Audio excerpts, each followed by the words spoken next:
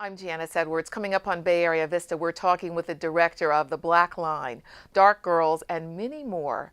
Channsin Berry is with us. He's back in the Bay Area for a special event, and we're excited to talk with him. That's next. Join us.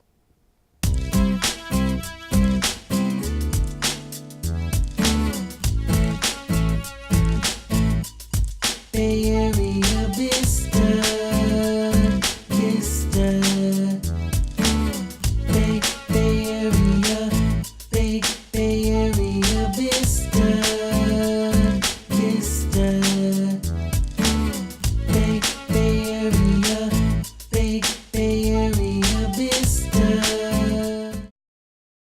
I'm Janice Edwards. Welcome to Bay Area Vista. I'm really excited about today's show because we have an opportunity to talk with director Channsin Berry. You know him from Dark Girls, The Black Line. He has an upcoming film featuring Viola Davis and Julianne Moore. He spent many years in the Bay Area. It was a pleasure to know him then as a friend, and it's wonderful to catch up with you now. Thank you. How are you? Listen, I am so good now. Just seeing you for last night was really, really good to hear from you. Oh, Yeah, I'm so glad.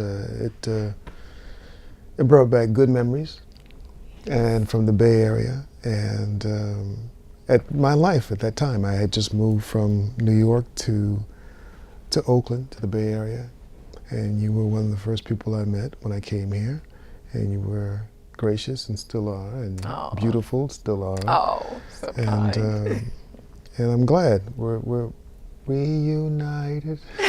And It feels so good. We don't have to pay for that. Oh, no, really? Less than 14 seconds. You know that Exactly. We don't have to pay for that. Right. Well, it is great to see you. And you know, I think for so many people now, the films that you've done, we have some clips that we're going to show for people who don't know about Dark Girls. And Rise, Dark Girls. I can remember being in the bathtub asking my mom to put bleach in the water so that my skin would be lighter and so that I could escape the feelings that I had about not being as beautiful, as acceptable, as lovable. If we're all just hanging around and a dark-skinned girl will pass by, they'll be, oh, well, she's pretty for a dark-skinned girl. And I'm like, what is that supposed to mean? I used to wish that I can wake up one day lighter or wash my face and think that it will change. I thought it was dirt and I tried to clean it off, but it wouldn't come off. Just doing something small as standing in front of the class to do show and tell. I wouldn't look up. I wouldn't make eye contact with anyone. I would hold my toy really tight because I knew my toy loved me, even if they didn't. And let's talk about how you made that transition. You were in the Bay Area and then you went to Los Angeles. A lot of people have that dream, but for you, you made it a reality. How did that happen? Well, first of all, I didn't want to go to LA. I wanted to stay here in the Bay. The Bay Area for me as a young man, I was a disc jockey at the time at a radio station here in the Bay, and I was in radio, but my heart was still with music and film. So after finishing my radio career here in the Bay, I decided that in between that I would start doing some productions. So I started working on some small films, some short films, and then eventually documentaries in the Bay with other directors and producers. And I decided at that time that I would go back into what I really, really wanted to do. And that was direct and do film and music videos.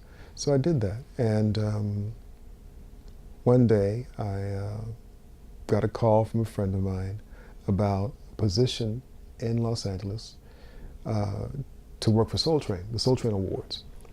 And I had gone through a bad relationship in the Bay,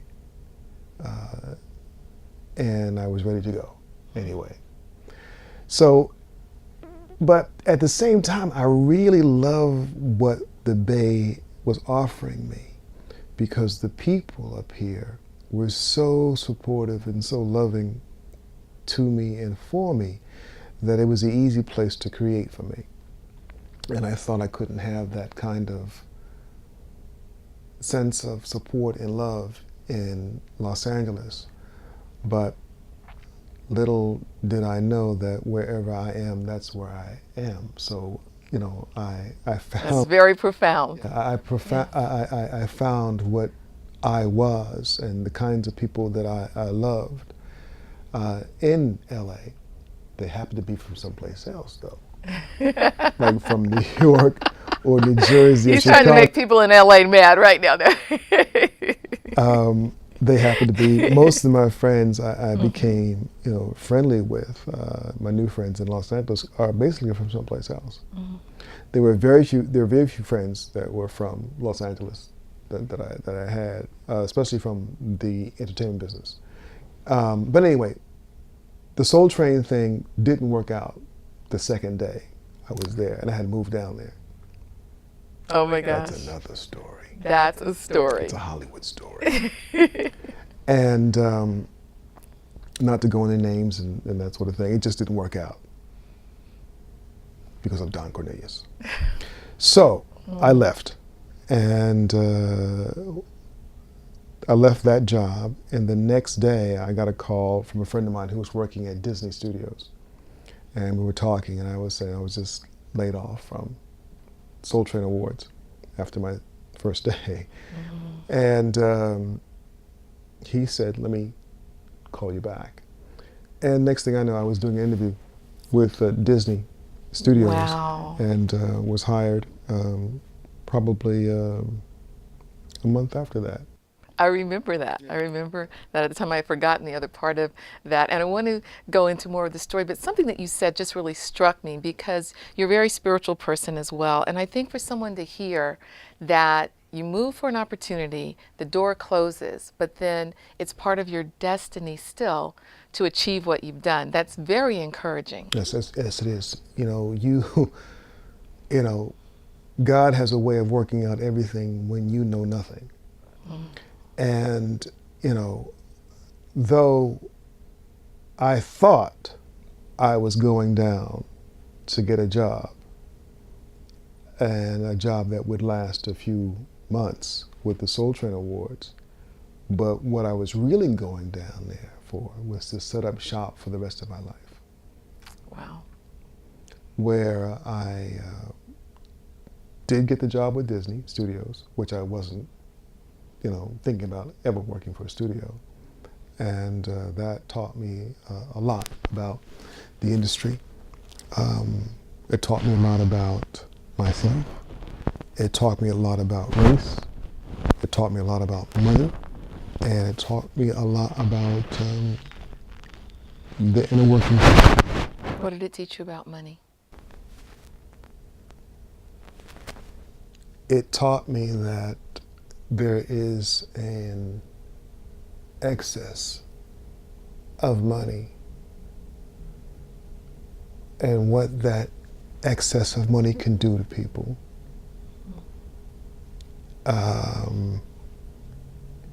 Money changes people. I think that, and am I able to say words on this show, or should I just keep it clean? Maybe keep it clean. We don't know how much we're going to have to bleep for the young ones who will benefit from your knowledge but might be watching.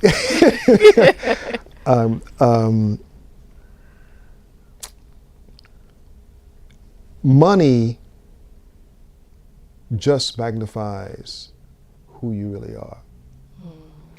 If you're a jerk without money, you're a bigger jerk with it. If you're not a jerk when you don't have any money, then you're not a jerk when you receive it. Money just magnifies who you are and what you are. So I had a first-hand look in terms of what big money can do to some people. And that was eye-opening. Then I watched people's careers grow. Certain actors, certain directors, certain producers grow. Then I've seen people grow and stop. And then I've seen people grow, stop, and die. Then I've seen people grow, stop, and lose their minds. and losing their minds and losing their spirit, losing their soul. Right. Then I've seen people who are extremely happy and successful too. And some who reinvent Themselves. after that period, after that desert period. Yeah, yeah. Yes. But you have to have help Absolutely. to reinvent yourself. And you can get it from two places. You can get it from up there, or you can get it from down there. And that makes That all makes the it difference. makes all the difference. Where you are spiritually Yes. and where you're not. Oh. You're not your hair. You're not your skin. You are the soul that lives within. The darker the fruit gets, The sweeter the juice. We as men who should be responsible for the next generation are not taking that gauntlet up. The cycle is repeated. And one of the reasons that the generation that exists now is so angry at our generation is because we did not take up that responsibility. They don't want to work at Burger King because they feel as though, you know what I'm saying, that ain't for them. They don't want to work the restaurant or the grocery store. They rather go hit the block and make a couple dollars. Just people do different things. That's why you can't speak for everybody else. what would you say to a young kid who is 12 years old and he's in the street selling drugs and making $800 a day at 13, 12 years old? And you say, well, there's a job down the street for $5.75 an hour. What do you say to a gentleman like that, a kid like that? Well, I think once he's making the 800, you kind of lost that argument. I think the challenge is to present the opportunities ahead of time.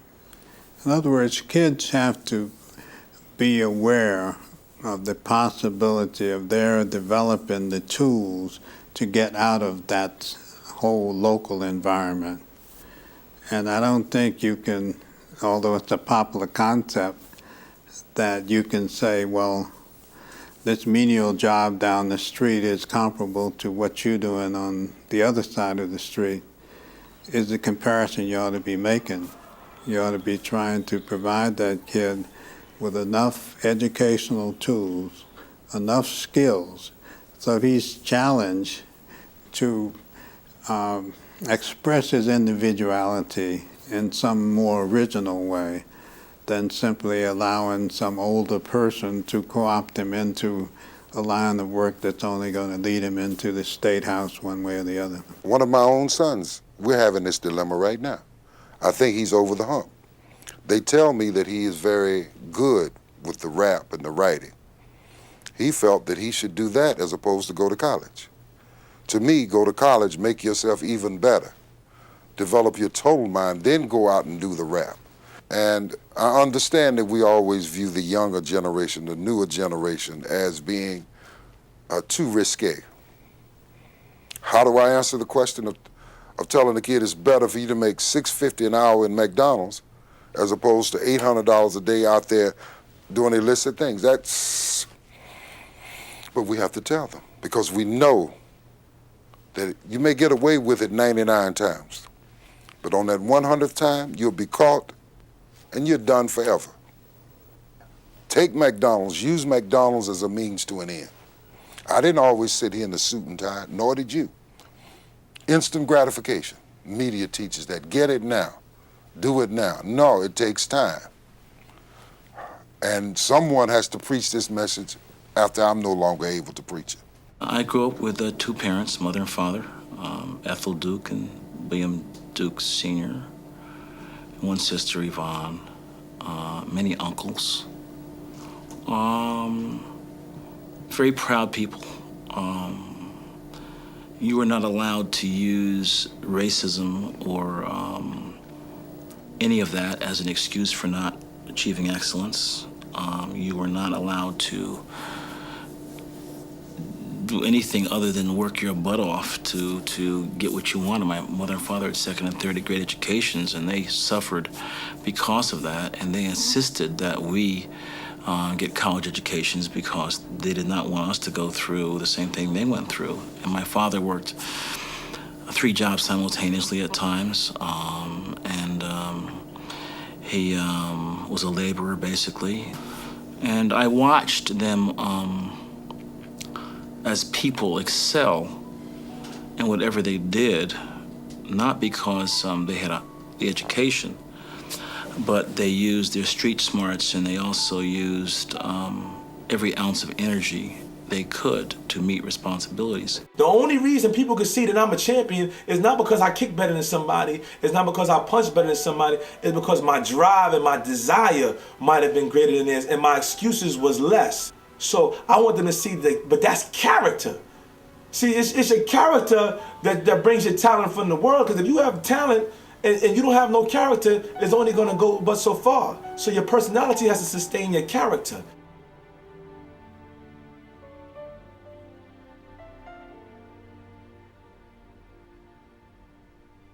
It's just important to me that I can inspire somebody the way somebody inspired me, because when you look at me, there's a whole bunch of influences. There's my mother, there's my father, there's my son right now, they're all my instructors, you know, there is Minister Farrakhan. All of those things inspired me. So it's just a village raised me. It's just not one person. I was a football player all my life before I became commercial actors, and when we were going through stuff as a team, they would put us through a thing called Hell Week, you know, just to intentionally kill us to the point where the weak would just quit. You know, They didn't say you weren't good enough, the weak will quit. And the strong will stay on this team. I don't care if you're 5'2". If you make this, you're gonna be on the team. So I noticed that the worst punishment you could have was when they separated you and would torture you by yourself. That would be a punishment. See what I'm trying to say? When you're by yourself, you couldn't do half of what you could do when you had your community. And I don't think we have our community like we used to. We don't have the big mamas, and we don't have the daddies around. And when I went to Africa, and it was startling because when I went, the first thing you notice when you're in the street is there are men everywhere. They dominate. It's so obvious. And when you come to black communities here, you see kids, you see boys, you see old people. You know what I'm saying? You don't see that many of us, of y'all really, you know, walking around just how you doing, sir. You know, you just don't see that too often. And I think that because we're so separated and isolated, you got this cliques over here, these over here, and this and that, whatever like this, that we don't got each other no more. I don't see it too much now. I don't see the whole village stepping up to ensure that every youngster in the village is successful. Successful means, in my opinion, a contributing member of society as opposed to one who drains the resources of that society. It's my responsibility, it's your responsibility, and we have to do it. I was fair, I was just, I was honest, I was loyal, I was dedicated, I was committed. I made no excuses. I didn't ask for no handouts. I didn't ask for nobody to let me in. I worked my way, I bust my behind, and I think that's very important, that I was a determined young man, and that is what I want people to know, and that I want to aid the next generation into being even greater. I don't want to be a director who's known for doing hood films. I don't want to be known as a director who's an African-American film director. I just want to be a film director. I am African-American, and that's the African-American films I do should be enough. We do the same thing. It's like, you know what? We don't say Steven Spielberg is a great Jewish director. Right. He's a great director. We don't say Scorsese is a great Italian director. Right. He's a director. Right. You know. And yet you've been called the blackest man. The blackest man in Hollywood. Now, why did they call you that? Because they think that when they see me walk into a meeting, some Caucasian males in Hollywood, when they see me walk into a meeting, they just go, "Oh no." Why? Because they think that I approach everything from an African American standpoint. And what I do is I approach everything from a human standpoint, from a creative standpoint, from a spiritual standpoint, from a moral standpoint, from an American standpoint, from an open mind standpoint, who happens to be African American. And if they find me to be a little eccentric or wanting to talk about the history of our people in this country when I do my projects, that's something that I don't deny or run away from. I make it very plain that this is who I am, and I want to do good work, and I want to do work that reflects the people who look like me. And everybody who looks like me doesn't want to laugh every day. Everybody who looks like me falls in love, they have drama, they have trauma, they have children, they have good marriages, they have great relationships with their friends and family, they're single and happy and working, they're women, they're men, they're gay, they're lesbian, they're mixed, they're children, they're not gun out here selling drugs or gang banging or none of that. That's not me. Right.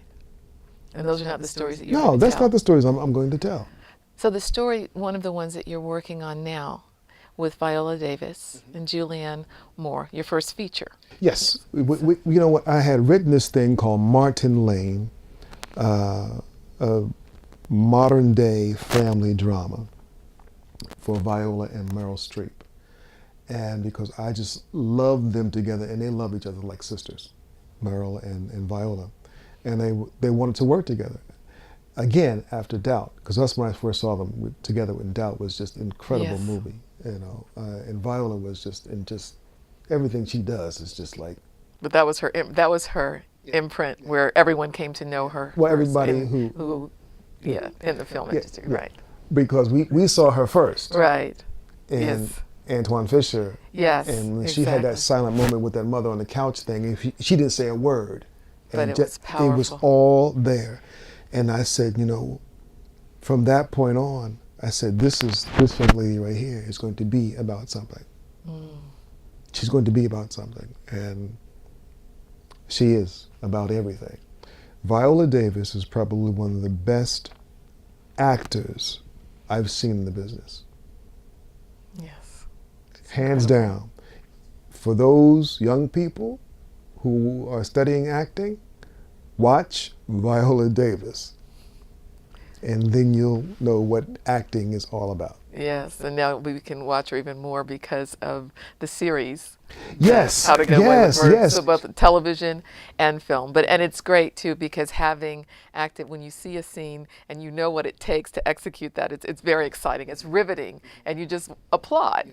You go bravo, because you know what it takes to go there and then have that executed in that way. And she's one of the best. So you wrote this for her and for Meryl. For her and Meryl Streep. And just recently we found out that Meryl, her schedule is like 3 pictures deep.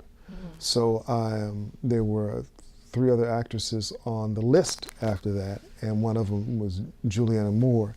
So hopefully we will have her locked in soon if she likes the script. But Viola's locked in. That's my girl. Yes. Her and her husband, matter of fact, Julius. Matter of fact, Julius will be playing her husband in the movie. Oh, that should be exciting. Yeah, so we get a chance to see Julius and Viola on screen together. Because they met in acting class years ago. And Julius is a great actor too. Yes. He's a really, really solid actor.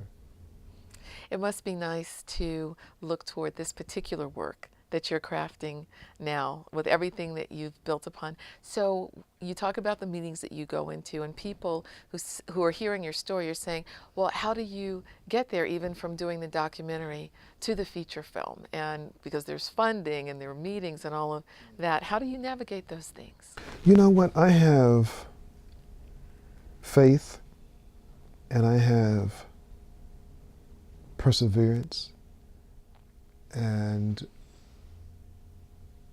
Father Yahweh has been able to put the right people at the right time in my path. My friend Mark Cohen, who's from Long Island, he's one of my business partners and a good friend also to me. We're like brothers. And Mark and I have been doing this for a while, and he helps me a lot. He's a DP, who's now a DP/producer on my projects, on my documentary projects and my film projects too.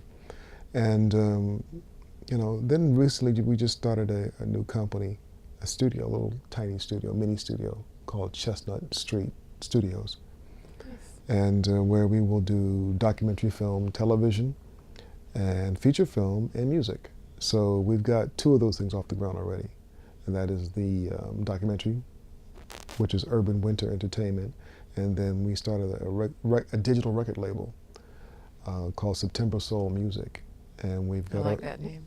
September Soul Music, and we just got 2 artists out now doing 2 singles. So, Electric Blue Man and a singer out of Kentucky named Corey Cross, and Leon Silvers produced and wrote Corey's song, so and that's out now. So we got our hands a little bit, but music is a big thing for me. I love music. I love music. Follow you. Where will love begin? Never heard the quiet so loud. So much love lost in time. Drifting through sleepless nights. So to be able to infuse music and film together, it's like, okay.